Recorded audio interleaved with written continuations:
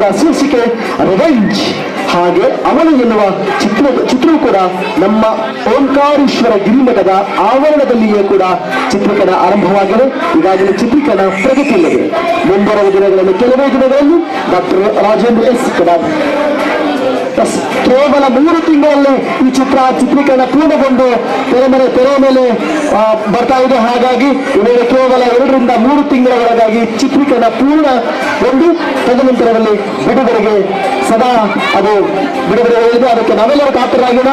Revenge ಇದೊಂದು ಅವರ ಭಯಾನಕ ಸತ್ಯ. ಹಾಗೆ ಡಾಕ್ಟರ್ ರಾಜೇಂದ್ರ ಎಸ್ ಗಡಾಬ್ ಅವರು ಬರೆದಿರ್ತಕ್ಕಂಥ ನಡೆದಾಡುವ ಜನಸಾಮಾನ್ಯರ ವ್ಯಕ್ತಿ ಜನಸಾಮಾನ್ಯರ ಸ್ವಾಮೀಜಿ ಎನ್ನುವ ನಾಮಾಂಕಿತಗೊಂಡ ಪುಸ್ತಕದ ಆಧಾರಿತ ಕಥೆಯನ್ನು ಚಲನಚಿತ್ರ ಮಾಡಲಿದ್ದಾರೆ.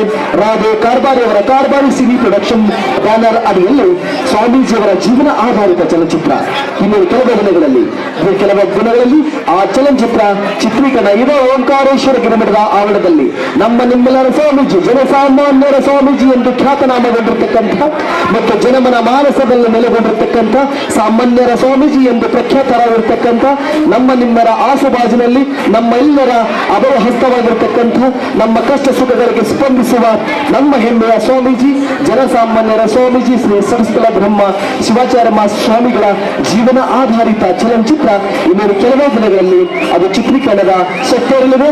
ಹಾಗಾಗಿ ನಾವೆಲ್ಲರೂ ಕೂಡ ಕಾತರದಿಂದ ಕಾಯೋಣ.